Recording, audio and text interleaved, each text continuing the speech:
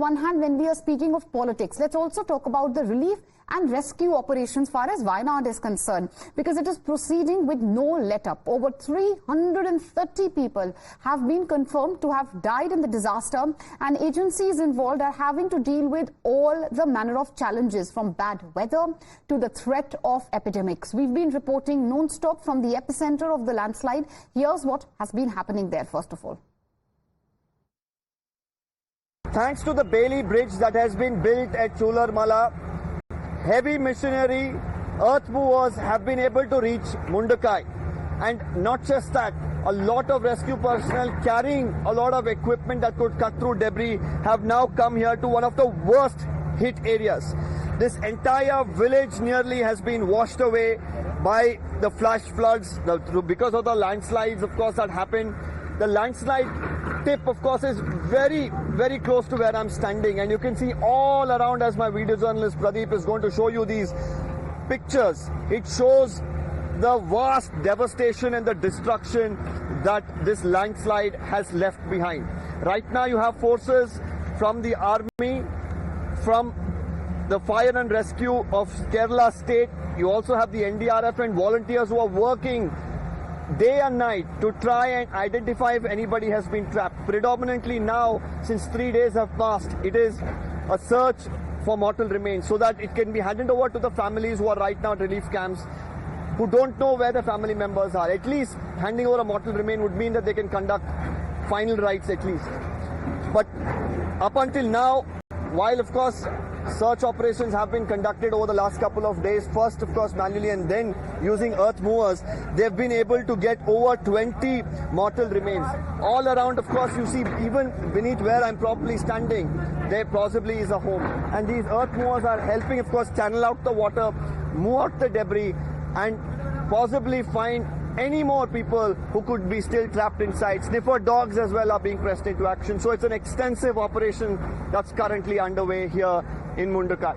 Right, Deepak is joining us live on the broadcast. Deepak, unfortunate news has been pouring in. The death toll is rising. Latest update was that it has crossed around 350. Where does the death toll stand, and what's the latest far as the rescue and relief operation, if we could even call it that, at this moment is concerned?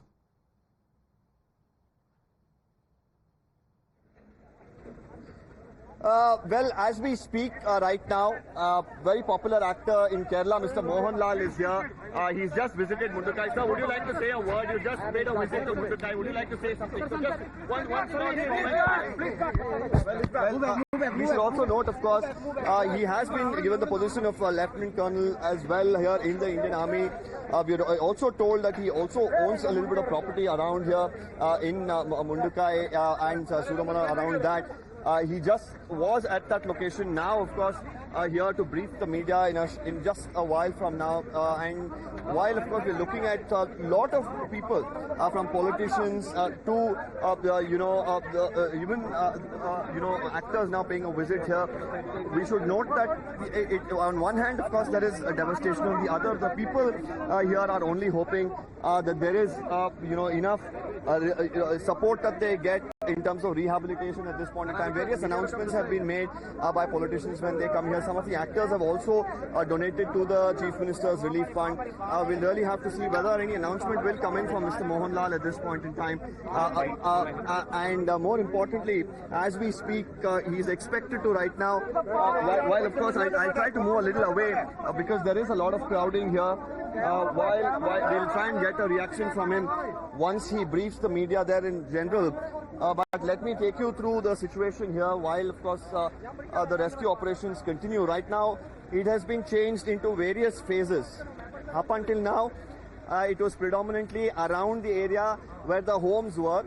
But now you can see earth movers operating by the river because through these boulders, through the debris here, many of the, people were washed away downstream. So that is where these teams right now that you're seeing are operating at. They are trying to clear up some of the debris around the river to see if there is a possibility that they could find anybody under the rubble there. So it's an extensive operation, and right now it's predominantly search because the time for rescue is nearly over, and right now it will be only a miracle if they find anybody alive under the rubble. And more importantly, even downstream, about 20 to 30 kilometers, there are teams that continue to operate, and they will do so because about 100 bodies were found in a neighboring district. That was the intensity, of course, of this landslide, which brought in huge amount of water, rocks, boulders, slush and mud, and along with it, of course, debris from the homes that it brought down as well. And it gushed down, downstream to up to Nilambur. That's where some of the bodies were found. So for this search operation to, of course, conclude officially, it will take several days, considering the fact that, there are still over 200 people missing, and we'll really have to see whether there would be more clarity that the district administration would be able to give on the exact number of deaths and the number of people missing, because it has been a fluctuating number. All right, Deepak, thank you for joining us with all these details.